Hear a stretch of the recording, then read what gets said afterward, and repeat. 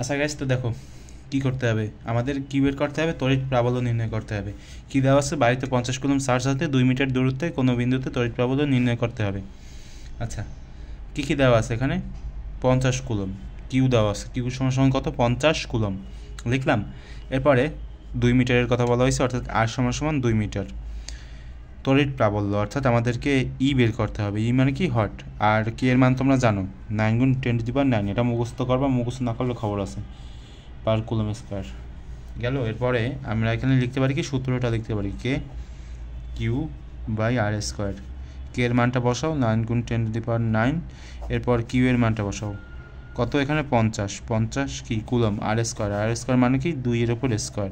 Calculation করো, calculator আছে না, এই দেখো 9 × 10⁹, দেখো আমি কি তাড়াতাড়ি ক্যালকুলেশন করি, এরকম তোমাদেরও করতে হবে।